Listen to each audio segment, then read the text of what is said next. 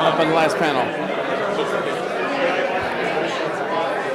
All right, last panel.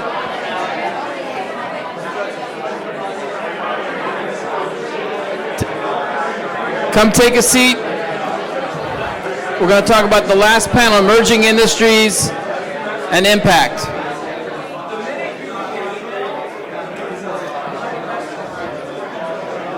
Take a seat.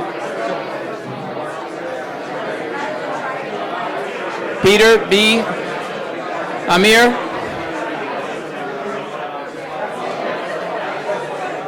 Sorry.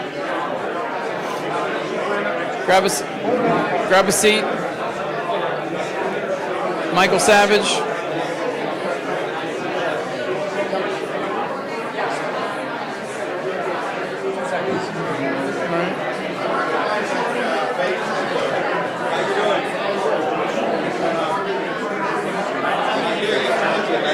Need you up. Hey, he thinks he's going to do a cocktail party. Where's the drink? I know.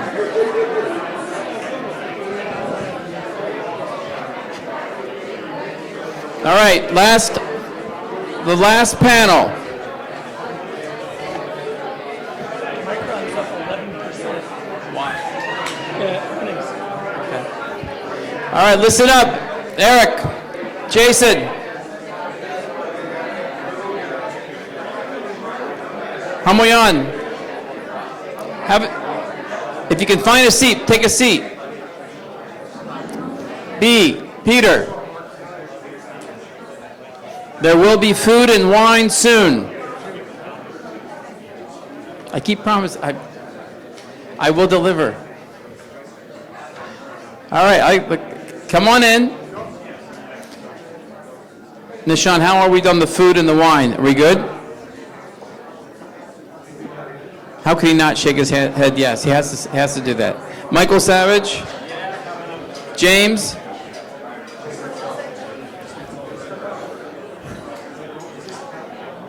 Effectively, you can stay on it. You can you're effectively sitting on it. So Michael, should I do the wave here? Yeah. You want the wave now or later? What's that? Should I do the wave now or later? Now. Ready? All right, here we go. All right, great. So look, you are.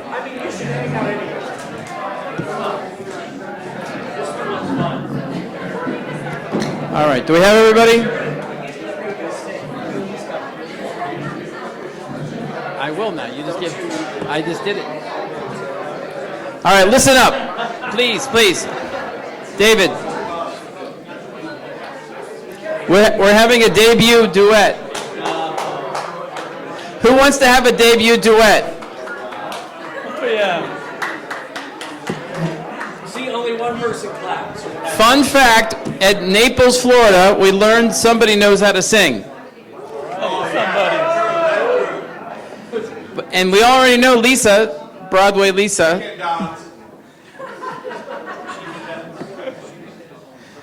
They sung a few bars last night, so I got your attention at least. So maybe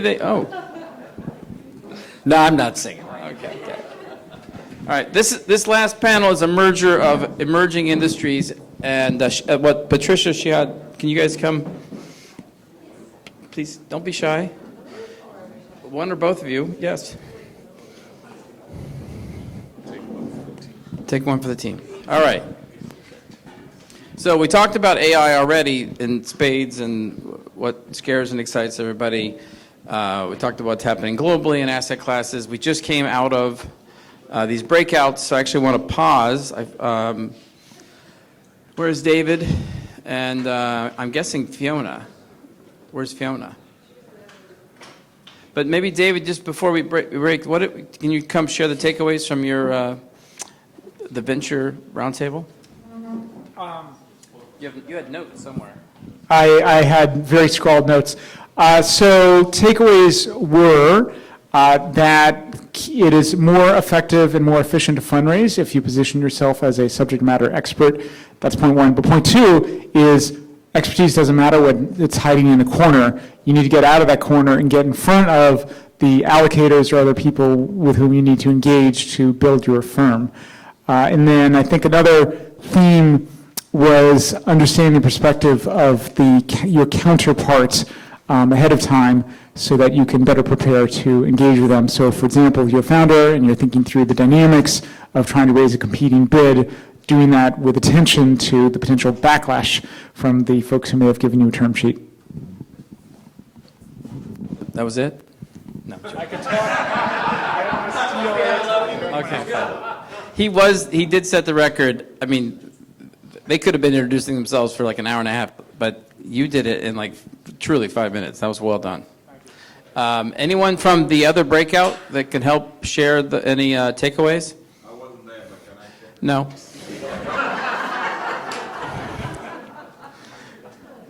Anybody from the private equity, credit, public markets? You guys introduced yourselves at least, but I didn't hear any. So you maybe didn't have time to do the takeaways. All right. So now we're going to do this panel. We're going to talk about emerging industries. We have the AI venture studio model. We've got the deep tech investor. We've got the UK-based investing in all the scaling companies that are about to go IPO. That was your question. Where's the IPO market, right? I'll let the end of 24 answer. The end of 24? Well, a couple of rate cuts, and then there it goes. Lisa, angel investor, and but she's also going to talk about the philanthropic side, merged sometimes with impact, female-led founders, and all the things you do. And Hank would like you to make a ton of money with him. And as he innovates in the EV storage space in the homes, we'll call it the broadly energy storage, no vehicles in the home. So those are some themes we're going to talk about, but we wanted to also make it interactive again. But why don't you just, the question I always ask is that what scares and excites you in your niche? Can you handle that one? I scared the room last time you asked me that question. Well, let's start with you then. I like provocative, scared the room stuff. Go. What keeps me up at night is the fact that we're behind in our ability to make things go further, faster, that go boom. The race for an accurate and responsible hypersonic response, we're very much behind the curve in the United States. And we don't have to worry about large-scale threat at this point, in my opinion. I think it's the deeply targeted, very swift, very strategic hits to the infrastructure, to key elements, to about 27 critical targets in the United States that we are extremely vulnerable with. So what keeps me up at night is how do we defend ourselves against that, against something small and fast that we can't see, that our current systems don't pick up, and how do we make sure that we are very vocal about what our response is and what we can preempt with to put our adversaries at bay, because our adversaries are getting aggressive, and they're aggressive socially, they're aggressive in creating turmoil and discord socially. And when that all goes down, if they could pull the grid down, which our grid is far more sensitive than anybody in this room really wants to know, if we don't solve our hypersonics issue, and if we don't create a more robust grid, we're extremely vulnerable for the next 20 years. That's what keeps me up at night. And which would you think that's sort of an ample time for a preemptive strike is now against us? More than any time in history. We're so screwed socially. Too busy arguing over So what excites you? semantics. Conversely. What excites me? What excites me is I also think this is one of the greatest times in human history.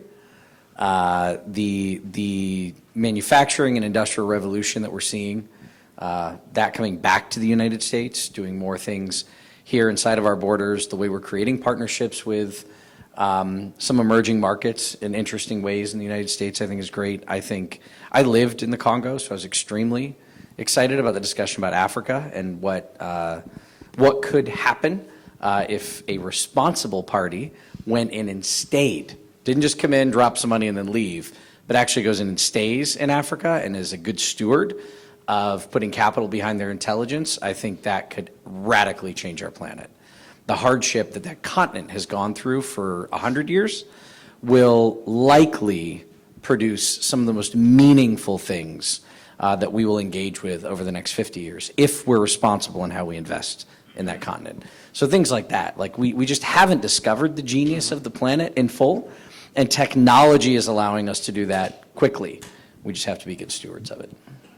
So maybe, Shahid, on that same, because you guys are both, you're funding and you're sort of creating, hoping that he funds, maybe from that spectrum. Yeah, so I guess to your question about what's keeping us up at night in terms of risks, I would say AI is probably the most exciting thing that we will see in our lifetime, right? I think that was sort of the conclusion that we had looking and teaching and just seeing sort of the pattern emerge as we saw, OpenAI release their first version and so on and so forth. There's been just an incredible acceleration and velocity. And the velocity of the core technology and then the other piece is like I often talk about like the physics of venture creation are changing, right? What's required to be successful? How do you build things?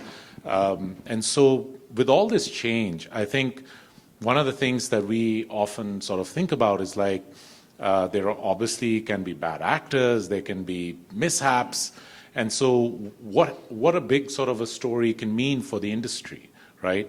We have the potential of really realizing a lot of good for humanity.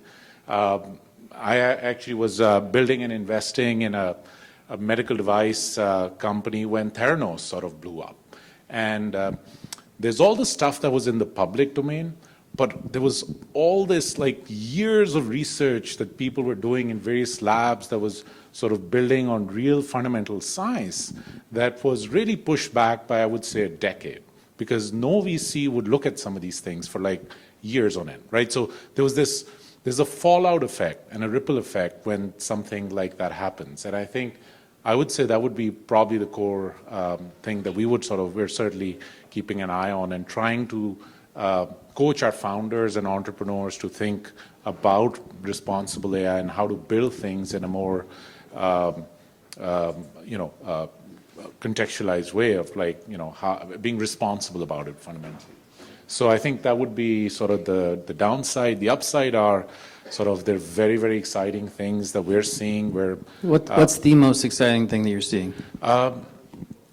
There are a couple of companies that we have invested and we are actively considering investing. One is actually happens to be across the pond, one of the first hyperscale sort of cloud investments for Europe, really building a sovereign cloud for Europe.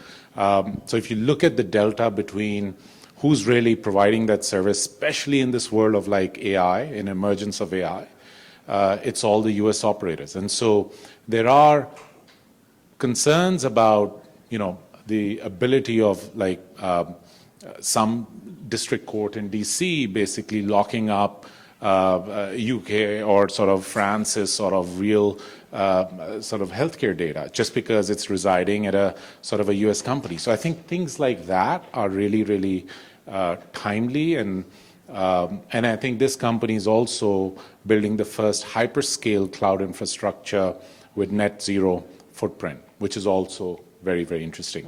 The other thing that we're doing is, investing obviously in healthcare is a big area of focus for us. We live in Boston, massive ecosystem there for that kind of innovation.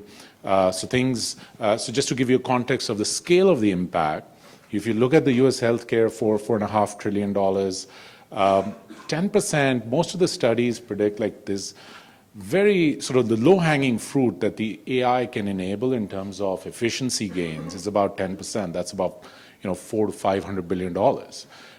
And that's just back office stuff, inefficiencies, right? So there's a lot of headroom to build some really compelling companies that can move the needle pretty quickly. So those are just some of the two examples, I would say. Sure. And then so you bake them, they grow, and then they need to IPO when that Q4 market comes, James. What scares and excites you the most? Do you want the fear factor first, do you? Fear, yes, we like fear. I think at the macro level, it's very difficult to not think that the most fearful thing is extension of the conflict that we see taking place in the world. It's a very delicate conflicts. I mean, they're very delicate balancing acts, and I think a miscalculation is very easy, whether intended or not intended, and that's going to change the game in a lot of ways, shapes, and forms. So you sort of said number one on my list. It's hard to look past that, I think.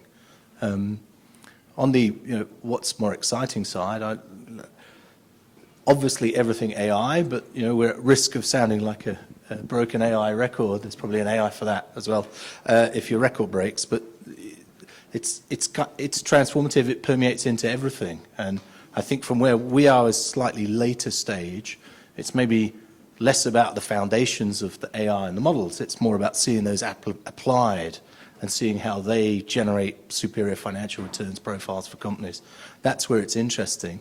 I think conscious that there seems to be an ask you to tell me something I wasn't thinking about or so on today. So kind of emerging industries. I'll throw one out that we've seen because I've been relatively close to it, but the defense tech side of things is obviously quite an interesting area where there's substantial dollars. You go back only a few years, unless you're a big incumbent, you weren't getting into government contracts. It's a very difficult game to play for startups and scale-ups because the length of a sales cycle was so long. The combat environment has changed that quite significantly because procurement cycles have had to speed incredibly fast. And that's opened a door for innovators, developers, new technologies to actually access those routes. I'm quite a realist that you'll see if we do get out of kind of combat type environments, that'll dial back a bit because old habits sort of die hard. But I still think there's a shift we see in the way governments procure technologies. So some of these dual-use commercial and defense side things, there's big pools of capital, there's big money to be made. Can you give an example? I'll give you an example on a company in Europe which does unmanned air vehicles, essentially, drones for wide area surveillance, which is, I think unmanned vehicles, unmanned systems, be they airborne, be they on sea, this was the war of the drones, right, in Ukraine. We've seen the effects of that, and then you play in the AI overlay, and then you say, well, where does that actually end from a defense tactical point of view? Because you can see swarms of systems that communicate into each other and so on. So there's a whole area that's opened up, and I think people have suddenly seen the value of unmanned vehicles. Even in commercial use, an unmanned system typically outperforms the equivalent manned system 10 to 1 or so on. Then it's a case of, okay, within the technologies available, which are the better ones? So as I thought of emerging industries, when you mentioned the panel, I thought, think of one maybe not straight in people's mind. It's got AI in it. It has machine learning in it because a lot of it is not really about the air structure. It's about what sits inside. It's really a software thing that just happens to be in the air. But that's one I'd sort of throw out for people to maybe take a bit of a look at. So, Lisa, maybe different theme, or you can continue the same, what scares and excites you. And maybe you should. But I think one of the things that we talk about AI, Esther was talking about humans. I mean, you're investing in founders, and a lot of them are female. You wax on either one. I'm just curious for your perspectives. Well, I think one of the things that scares me is the return to tribalistic thought that I think everybody is going through. And I think technology is a big part of that. People are not connecting on a human level. And when they do connect on a human level, they're already coming from the perspective of their tribe. And one of the best ways I can say that is if you say ESG, immediately people have an idea in their head of what that is, whether it's good, bad, or ugly. But if you say, so you could say to somebody, I do ESG. And if they are a certain political party, they think, I hate that. But you say, do you like investing in a responsible business? Yeah, I love responsible business. Same person, same company, framed differently. So what really concerns me is that we are getting away from communicating as human beings. We are getting away from attention spans for young people. I think that's one of the most terrifying things about AI and tech is kids don't read. They don't have to learn. They don't write anymore. They type. And I think people are not processing information in the way they used to. So that scares me. What I find encouraging is ways to get people to think differently that is effective. So I'm really, really, really big on funding early stage companies. Well, they have a lot of risk, always.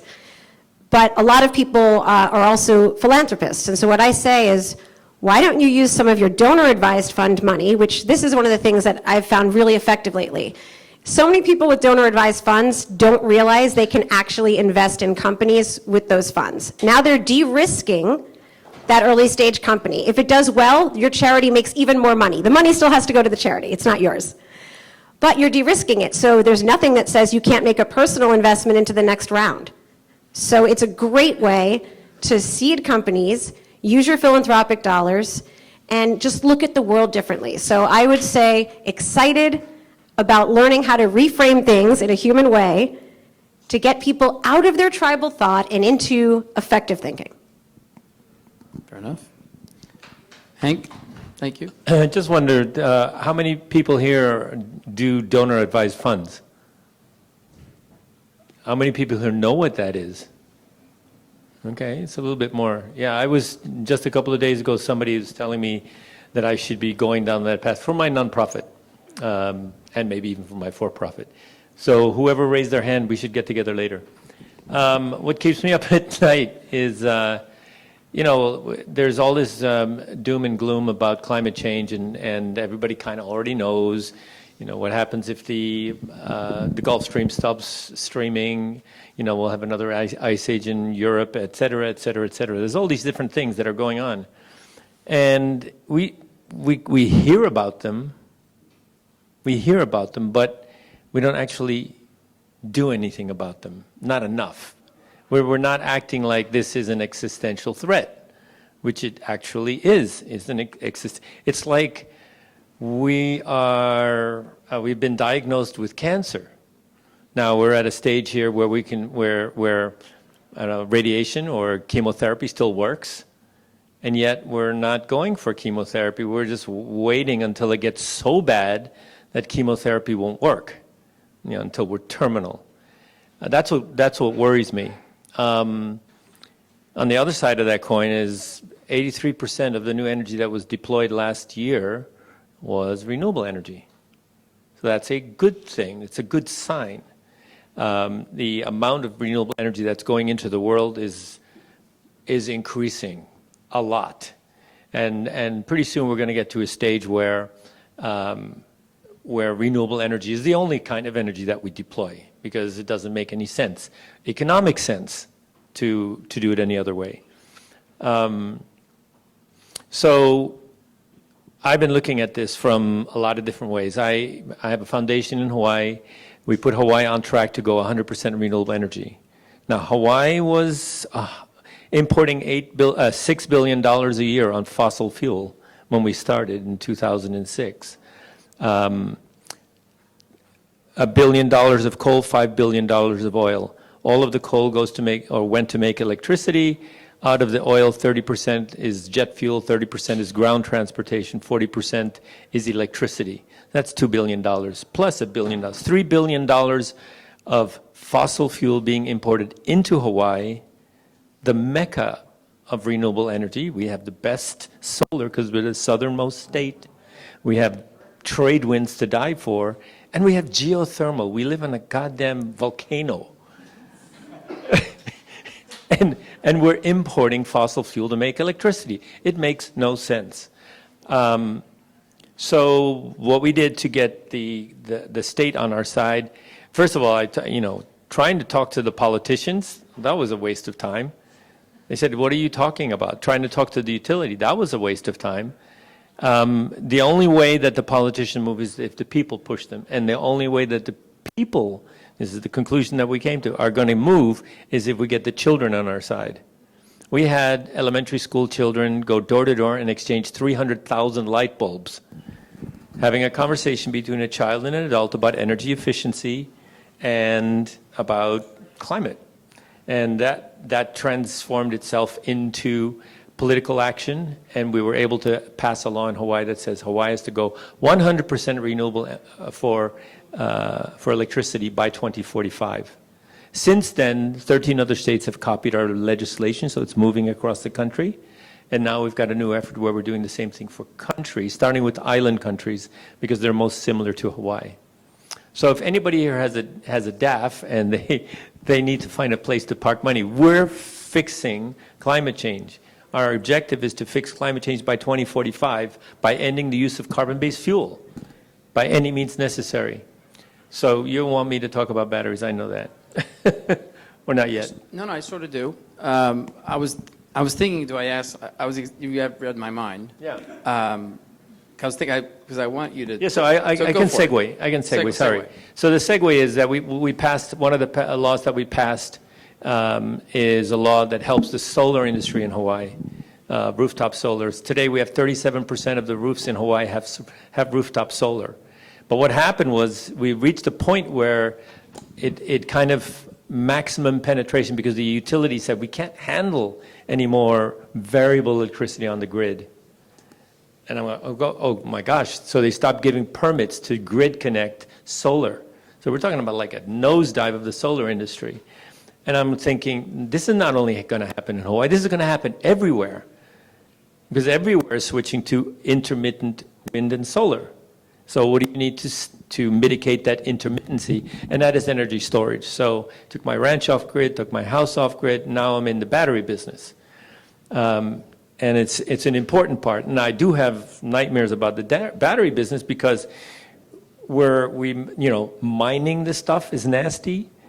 And then nasty chemicals. My first battery was vanadium redox flow battery. I still have that crap at my ranch. I don't know how to get rid of it. It's horrible. So in our rush to switch to renewable energy and battery storage, we shouldn't create another natural disaster on that path. So we are always looking for better, cleaner technologies to make batteries. We were the first one to do LFP. Does anybody here know what LFP is? Okay. The battery in your phone is NMC, nickel, cobalt, manganese. It's what gives you ludicrous mode in your Tesla. It's nickel, cobalt, manganese. And by the way, it's flammable. If you stick a hole in it or overcharge or overheat it, it will catch on fire. It's the reason they ask you not to put lithium-ion batteries in your luggage on the plane. Okay, lithium ferrous phosphate, LFP, is a different chemistry. It does not get hot. It does not spontaneously combust under any circumstance. So we are the first ones to sell LFP batteries made by Sony back then in 2016. And we had the exclusive. And I was hoping that the price was going to come down. Sony never reduced the price, so we ended up selling to rich people. And the patent ran out. Now every Chinese company is making LFP, so the market is flooded with cheaper LFP, lithium ferrous phosphate. But it doesn't get hot, doesn't need a cooling system. It never catches on fire. There's no way. It's super safe. And that's the battery chemistry we use now. But you've innovated on that now. So you've now created this really interesting way of yeah, so the issue, the installer's issues. Yeah, so there's an install problem. It requires two very highly trained electricians to put in a Powerwall, which is it's the leading battery in the business, and that's because it weighs 250 pounds, and you have to get that 250-pound object to hang on a wall, and that is not an easy thing. And so it takes two guys 12 hours. I mean, more than, it's actually 2 days, two guys, 2 days to make it all work. And so we thought of a way to make that short. And the way to make it short is you hang an empty box on the wall, which doesn't take much time. And then you clip on the battery modules like you clip on the battery onto your electric bicycle. And so now it's gone from two guys working 2 days to one guy working for 2 hours. And that is going to change everything because the limitation as to how many of these batteries we can deploy in the world is the workforce. There's only so many people who can do this work. So let me take that thing. You found an innovation, now you're running with it. Let's go back around because innovation, Israel's known for innovation. China throws enough money at it, they are innovating. Europe, not so much today. Silicon Valley, MITs of the world. Patient deep tech, interesting theme. It's finally with government defense support. But what's the most innovative person or thing that you're seeing in your worlds? And then I'm going to open it up. I mean, keep in mind, we don't see too much of the earlier stage stuff, which is where the real fun happens. But we didn't do the deal, but I still think of the tech because it made it onto a Meta advert in the UK, actually, just because I thought it was very interesting. But they were teaching surgeons how to do operations with a combination of VR headsets and haptic gloves. And you say, well, what's this replacing? And it was used for an eye injection originally. It's quite difficult to get the angle right, and the pressure of the eyeball, this is getting nice, isn't it? The pressure of the eyeball changes as you inject. The current way to do it is the experienced surgeon comes to see the junior surgeon. They get a rabbit, he does it to the rabbit, and the senior surgeon says, yeah, that looked okay, and then he's on to patient number one, which kind of feels like there's a technological solution for that. And so they're using the VR with gloves. It can be fully trained. They can do this 100 times, get it absolutely perfect before they do it. So commercially, we didn't think it was quite right for us, but in terms of very interesting innovations of what's possible, I mean, emulating something that kind of complex and delicate Fair enough. in a technology hardware way was pretty special. So, Michael, you see 1,000 things. What's the most innovative? For the last 2 years, I've focused quite heavily with the firm on AI robotics. So we looked at Figure before they had a name, because the founder was co-founder of Archer. So we had invested in Figure, invested in Archer, and we tried getting in early in Archer. They were very proud of their in Figure. They were proud of their valuation, so we didn't invest. But I have followed it meticulously. It's exciting and scary at the same time. So I've been in the room with Figure One, and to interact with a 5'7" humanoid robot that is observing me and then mimicking me afterwards. Is deeply unnerving and at the same time ultimately fascinating. I don't know if any of you have seen the video. It makes coffee, and when it goes to put the pod in the coffee maker, it put it in sideways and then corrected putting the pod in the coffee maker to make the cup of coffee. Now, this is an AI robot that learned all this through observation. This was not a programmed response. This is observed, learned, and then repeated. And the last few videos, they've interacted through question and answer. And it seems simplistic. The AI feels like it's about a fourth grader at present, maybe a 4-year-old. I don't know. You'll know more about that. But the ability to interact with something that feels humanoid is very different than interacting with AI robotics that look like the droids that you're looking for, right? Like the little boxes and shipping things are interesting. The humanoid response, I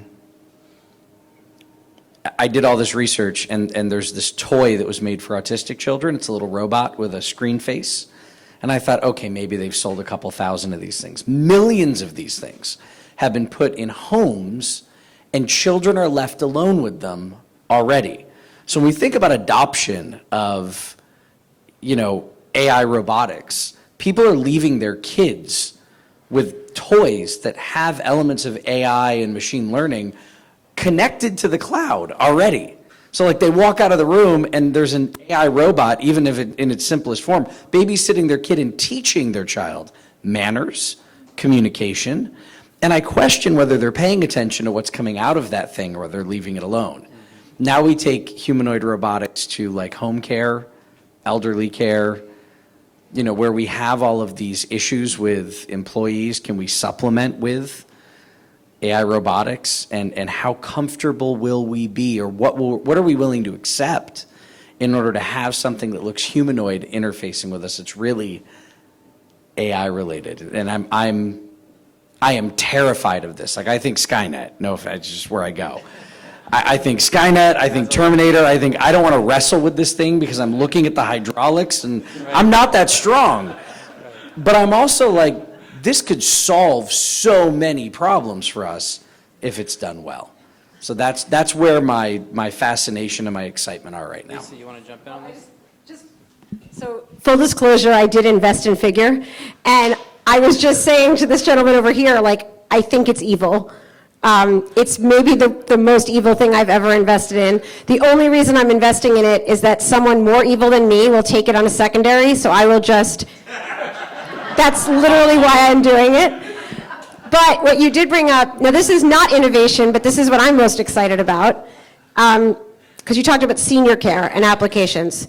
So I'm invested in a company that what I find innovative about it is it's technology for the people that cannot use tech. It's designed for the elderly, people with dementia and Alzheimer's, who can't even figure out how to use a phone, much less a robot. And this is something that's going to be able to connect them to actual human beings that care about them and make their lives better. What's the name of the company? Oh, I'm allowed to do that? Yes. CareLink 360. Because we care about you. There you go. I didn't steal it from you. But to me, that's actual innovation, because everyone is thinking about technological advancement. No one is thinking about the people left behind by technology. So to me, real innovation in the world from a human perspective is how do we provide something to someone that can't use an app? And that's what excited me, but I am in Figure and I feel really bad about it. So, same question to you, Shred. I guess, the way we look at sort of AI products, innovation, there's a spectrum, right? So there's a spectrum of things that we're seeing today, which tend to be adjacencies to businesses that are already out there and adding a simple layer of AI and making their stuff better. Then you have things that tend to be sort of AI native or like specific to like sectors, right? So healthcare applied AI, where it's very obvious, like imaging, algorithms do much better at scale, more volume, more accurate. I mean, at this point, there's hundreds and probably thousands of publications to sort of validate that. But if on the extreme end, which is the space that is emerging, right? We're just beginning to see some data points around that. Things that are AI first. So completely new ways of capturing and delivering value for a certain use case or a market or a segment that was simply not possible, right? Because now we can do things faster, we have new capabilities, new experiences, user experiences that simply couldn't be done. So I think if I look at sort of segmentation in terms of what's most exciting, there's a lot of not so exciting stuff which will move the needle, create a lot of value for incumbents. The most exciting stuff is where we think a lot of exponential value can be created for investors, for market, for consumers, and those are going to be in the AI first sort of category of products. Now, I'll give you an example, and I'll use some of the, maybe a couple of companies that are internal right now to C10, and entrepreneurs are sort of working on things that simply were not possible, I would say, 6 months ago, 12 months ago. One of them is a company that looked at all the compute sort of shortage, right? The demand, the rising demand. It's very hard to be on NVIDIA platforms. And one of the core reasons is that AI simply works better when you're using NVIDIA environments versus, let's say, AMD and other environments. And so there's a lot of obviously existing capacity on that side, which can, if you can solve this problem, you can fundamentally open up and capture new value. So they're basically writing, let's say, a layer that allows existing AMD platforms and infrastructure to perform almost at par at NVIDIA, which is a very interesting sort of the holy grail sort of a proposition. And some of the things that they're developing and how they're thinking about things were simply not questions that were possible maybe 6 months ago. So I think we're on the edge of seeing some really compelling things. So that's more on the infrastructure side. We've seen things in legal tech. There's a lot of companies, there's a lot of things that are quite obvious in that space. But yeah, maybe I'll stop there, but those that's are sort of good examples. AI with, what was it, Shakespeare? Was it Shakespeare? I'm terrible at jokes. Basically, how do you get rid of a bunch of lawyers? You've got AI. Opening it up, your best ideas, the most innovative things that we're seeing out there. The most innovative thing I've seen recently actually is to do with space. It turns out that bandwidth to the Earth from low Earth orbit is extremely expensive. So, innovative company I saw is actually working on putting computing clusters in space, because then a lot of the workloads are actually just running machine learning workloads, and they have to beam terabytes of data down to Earth in order to do it. Instead doing it in orbit and then just passing packets. I'll have to go check again. I forget the name. It escapes me, but potentially. Well, if you guys want to nerd out about space, I'd love to nerd it out with you later. Just one more thing, actually. Bring it to the risk side, because there's a lot of movers and shakers here, and you guys should know about this. I'm an electrical engineer by trade, and I worked at PJM Interconnect. For those that don't know, they actually run the power grid for the Eastern Seaboard. And I worked in transmission planning, and my whole role was to run what's called N+1 simulations. Well, basically, the 1 stands for you take a node offline, either a transformer or a power line, and then the N stands for take something else random in the system, and then you observe within simulation what the faults are. But for those that you don't know, and this is actually a really scary fact, they only ever test one other fault at a time. And even with just one other fault, you had massive cascade failures across the system.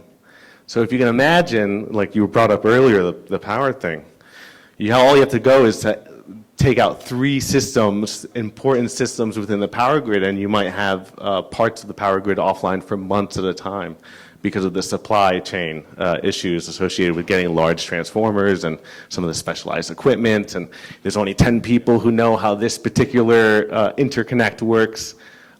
So, I think innovation within the power grid, some having to do with battery storage, helping, spread the load and distribute the power gen, is actually sorely needed. And it's not as cool or as fancy as AI, but definitely a really important aspect. Others? Moshe? Announce your name as you speak. My name is Moran, and 2 things that I found pretty fascinating now. So I'm looking a lot on all on the ecosystem of AI, but what I'm mostly interested in is all those picks and shovels that will go around the AI world. I actually think that we'll see a dominance of the LLMs, and then a lot of things below the LLMs will become very competitive. I recently counted about 30 companies in the same kind of little tiny sector between the US, Europe, and Israel, which is quite ridiculous to see. So that's one thing that I find very interesting. The other one is, and I don't think the first speaker mentioned that, I think everyone should look much more carefully on what will happen in quantum computing over the next decade. If there will be another big bang, that will be the one. Well, we have some disagreements about quantum. We'll talk about that later. I have my largest investment is in hydrogen, a company called Star Scientific, and they're able to create 700 degrees centigrade in 3 minutes by mixing green hydrogen and oxygen in a heat exchanger, and they're rolling out 2 projects. They are doing a Mars facility over in Australia and another food processing, but they will be able to do water desalination in 2026, and they'll be able to replace coal plants probably in about 5 years using green hydrogen and oxygen. and they can use solar to create, use electrolyzers to create and store. So it's a great way to use solar to store it, or they can use wind, et cetera. But it's I think that's going to be, a big part of the future. Yeah, so, sorry, I just wanted to reply to that. So we have the thinking in Hawaii, I hear it from the utility. It's easier for us to go 95%, but it's really difficult to go up to 100. And that is if you're going to go for 100. What you need to do is you need to do Iceland, and you need to go for 200. And then you have a problem of what do you do with the extra energy? Because now you have the cheapest energy. And so we had that problem at the ranch. I took my ranch off grid, and then we had to build it so that it would work on a cloudy day. What that meant was that we had all kinds of extra energy on a sunny day. And so what we do with the extra energy is we make hydrogen. And so this is something that should be done everywhere, because these intermittent sources of energy go up and down, and there's times like in Europe right now, during the daytime, they're giving away the electricity, or they're paying you to take it because there's so much solar. And if they had a way to use that solar to make, for example, hydrogen, then they wouldn't have that problem. And hydrogen can do what you're doing, but it's also a great transportation. Because batteries are too heavy for trucks and buses, but hydrogen is a way to store energy that's lighter. And maybe it'll be airplanes at some point. Sanjeev? Yeah, most interesting or most innovative product that I've ran into. These companies are, I'm not invested in them yet, but I'm about to. So one's called Lunar Outpost. They are, as you can tell, they go to the moon and they install an outpost there.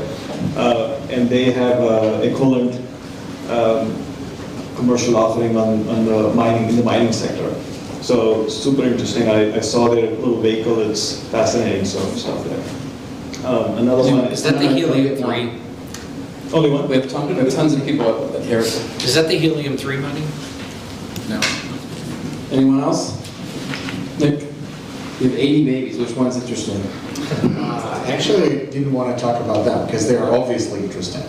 Non-obvious thing that I'm super excited about is also about energy.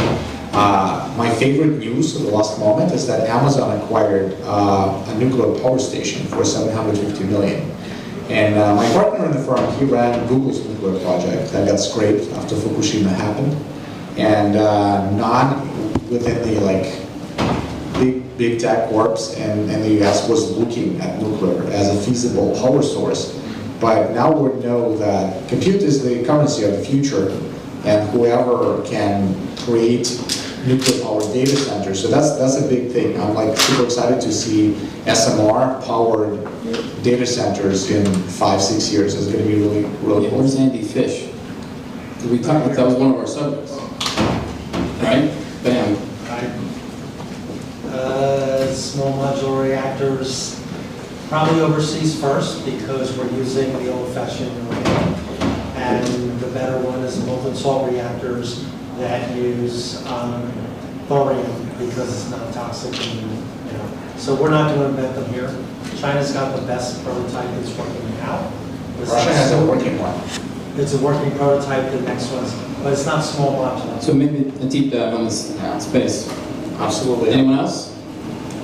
By the way, I'm making an executive decision. We're not going to have breakouts. We're going to just have wine and food and network. But we are going to put some bookends. We are going to bookend this with Dan at the end here.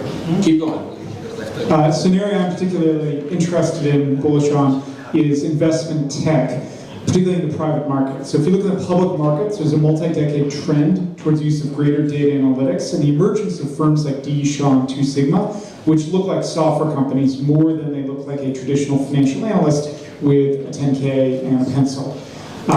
In the private markets, many top-tier private equity funds, their tech stack is Excel and Salesforce.com, if that incompletely adhered to. So I see a lot of room for the next generation of leading private equity, VC funds, lenders in the private markets to use technology analytics in a much more sophisticated way. If we could just get to the level of the public markets now, that would be a huge step, let alone the use of cool LLMs and other modern tools. I run a blog on this topic, so for those interested, happy to do a very deep dive on it. Cool. Anyone else? I went over to Fed because he basically has InvestTech for privates that we're part of. Mark, the coolest thing for Hank, if you want. Did you give him the microphone, David? Thanks. I'm not invested, I'm not selling it. It was a cool idea, it's working. So Texas, Hank, has way too much wind, goes up, goes down. They built an AI center for training, not up all the time. So what it does is, when the grid is drawing wind power, it shuts off. When the grid has too much power and can't draw it, it actually sucks all the wind power and runs training modules for AI, which to me is like AI is like a green energy problem. What else? Innovative. Fun facts related to that, 90% of the power usage is actually in inference, not in training. So if you can figure out the inference problem, you'll be doing a lot better than just training. Inferences should Yes, install their own device, so people pay for the energy. I'll take the lead to plug the Finalis platform. So Finalis is probably the largest fintech platform that you've never heard of. Over the past 4 years, we've aggregated about 600 investment bankers onto the platform. And what that means is we have 1,600 active mandates in the market. Average transaction size is 50 million. Median is lower, more like 25 million. And so if any of you that are looking to raise capital or are looking to seek a divestiture or are looking for deal flow, definitely take a look at us. I'll also mention that 361 Firm is an affiliated investment bank on the platform. And we're looking for more bankers, like Sanji. That's right. Who can be part-time bankers, right? They can be investors, part-time bankers. Sometimes you can earn a fee using relationships, but you have to get your license. Yeah, one of the things that definitely accelerated in COVID was this notion of the gig economy of everything in the knowledge space, right? And investment banking is certainly a part of that. Like people that want to moonlight, do deals, and collect a success fee. For regulatory reasons, you need to be affiliated with a broker-dealer, and Finalis solves that problem for you. Yes, ladies.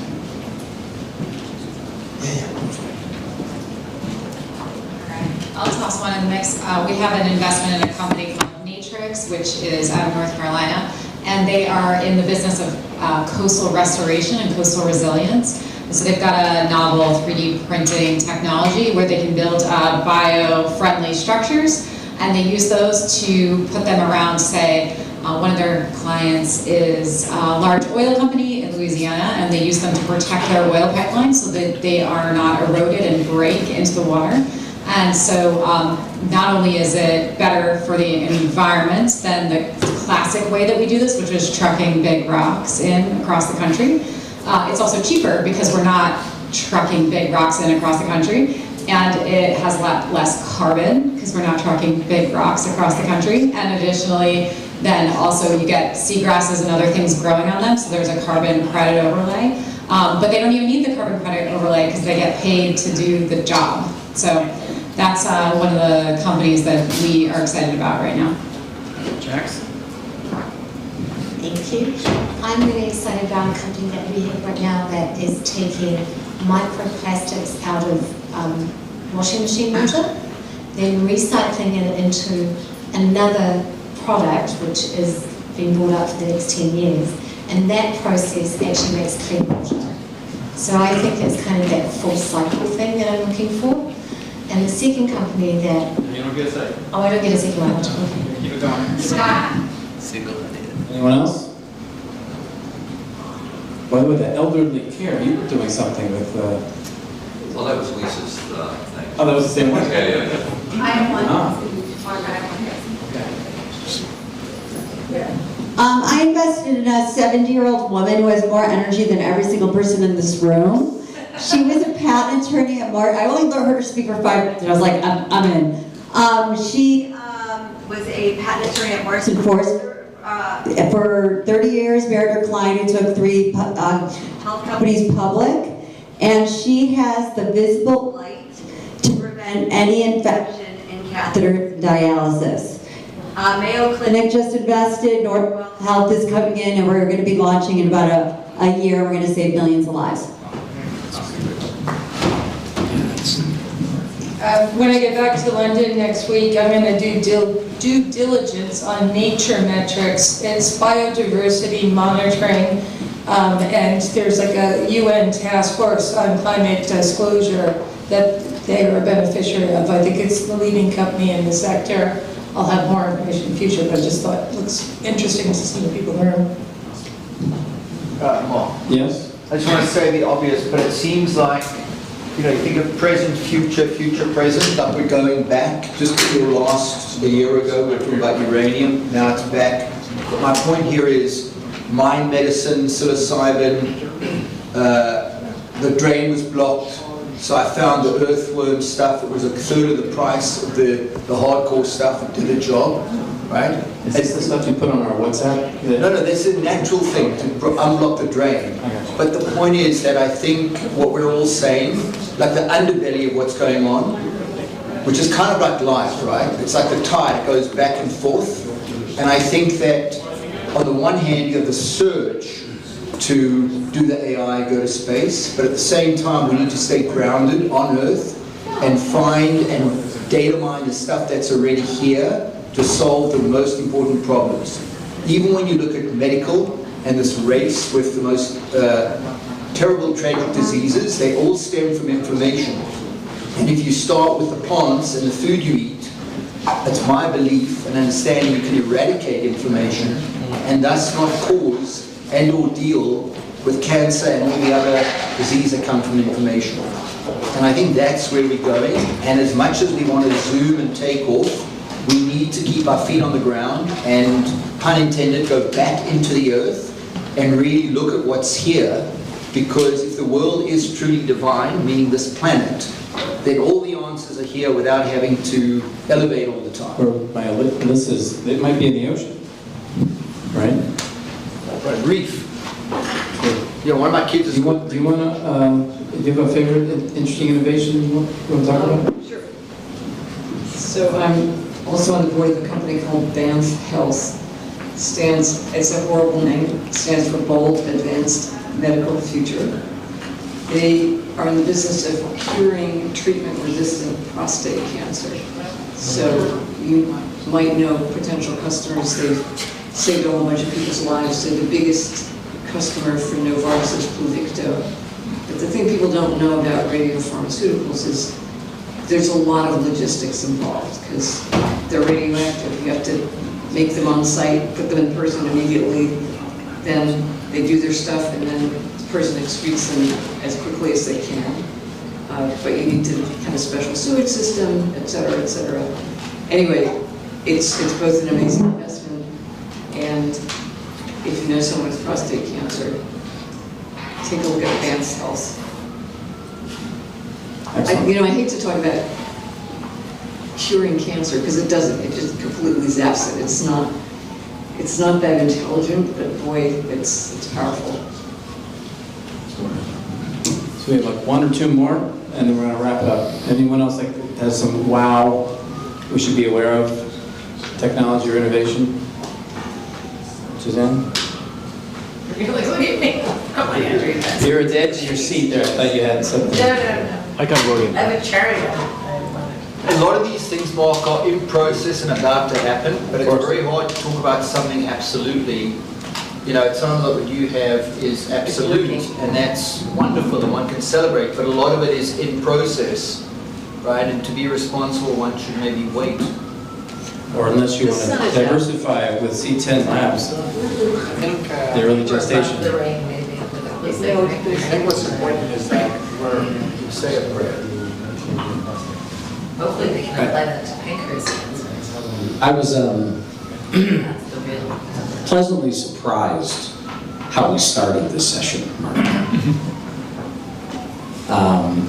You're what? Pleasantly surprised at how we started the afternoon session. And I think that might be one of the most important points, which is while we all have our head in the clouds looking at crazy investments and we're trying to solve big problems, it sometimes all starts with just taking a deep breath and realizing what's right in front of you. We're about to do that again. Oh, that's very good. We're trying to get a QR code that's going to pop on the screen for everybody to bring it home. And now the sun is going to destroy the screen's visibility again. That's right. That was, I think sometimes we're talking about like, oh, what's the next big thing? Sometimes the next big thing is like to just stop and see what's right here. And I was floored that you started with that today. I loved it. So just wanted to share my appreciation for that. Thank you.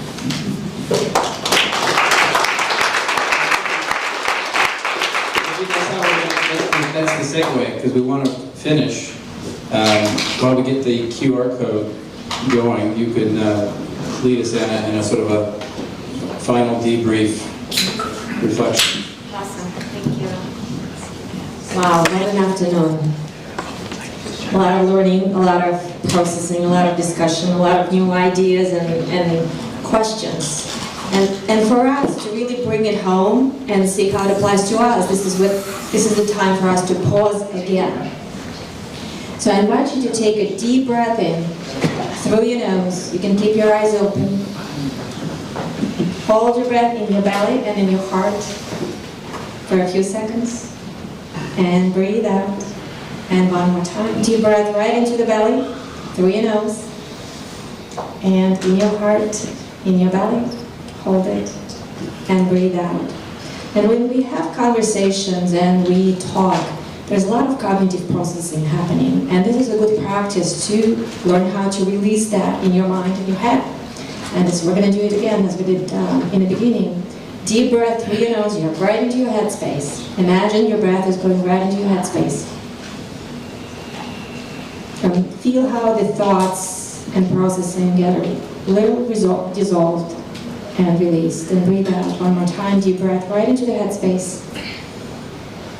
Through your nose. Awesome. Hold it a little bit. And now breathe out. And now tune into what stood out for you the most this afternoon. A few things that pop up, maybe no more than 3. What stood out the most? Just feel into your intuition. Not what your mind tells you, but really listen to your body. What stood out for you? Maybe a conversation, maybe an idea, maybe a thought, maybe innovation.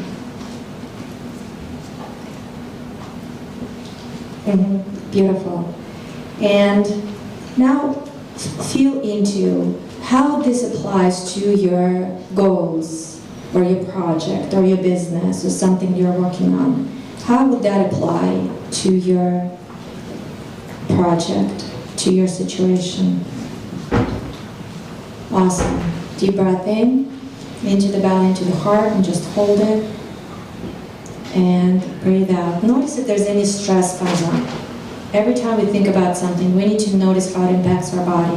If the stress came up, contraction, deep breath in. You now know the technique. Deep breath in, hold it, and breathe out. And now tune into what is opening up for you now. Not that we applied, we learned, so we tapped into what stood out for you. What is opening up for your business, for your project, for your ideas, for your inspiration? There's something new. These events are enormous and powerful for shift, for our personal shift, for individual, for business shifts. It's part of growth. What is opening up? And now look at this beautiful sky. As Esther pointed out, the sun is out. The sun is out. Right? When it was raining, we felt a little bit more secluded. Now the space is open. Now breathe that open space right into your body right now. And feel how that next shift for you is opening up. And breathe out. You don't have to just look at it. You can breathe it in. And it may feel differently for different people. For some people it's peaceful. For some people it's inspiring. Whichever it is to you.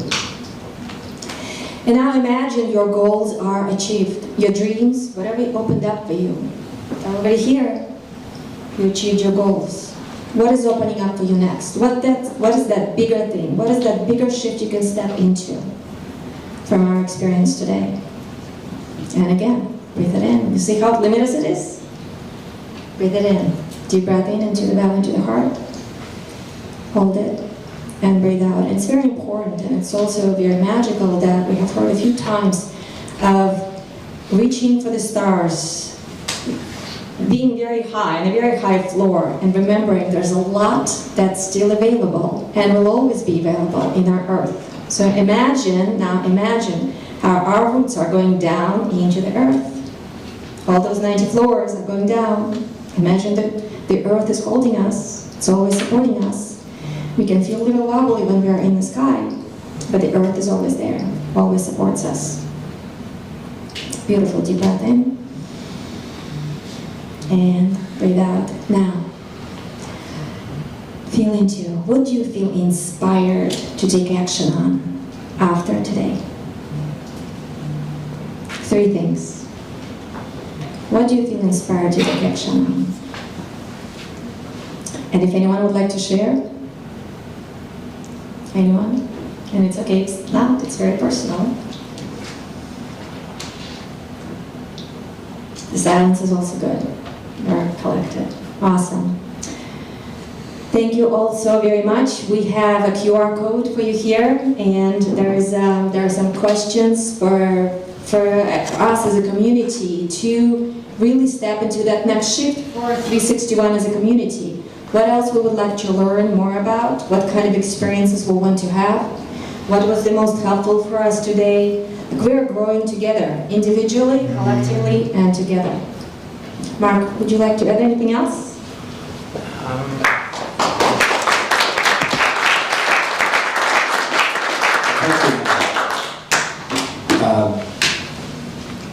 No, I have a lot of, but it's important to reflect. I don't know if you guys do this, but I put 5-minute blocks in my day, 6 of them. Half the time I skip them, but at least it reminds me just to stop, just think, right? That's when the best ideas come. Except that 4 o'clock to 6 o'clock in the morning when I wake up, no one bothers me. That's the other thing I like. So I don't know, whatever you do, it's important to find those periods to do that. I'm grateful, thankful. What I want everyone to be, we're all mindful of what your asks are. We talked about that earlier. So some of you are here to look for capital, deals, talent, partners, knowledge, content. So we got it all together. So let's be helpful to each other. Now you can have some drinks and some food and be mindful of all of this. Let's thank Mark and the team for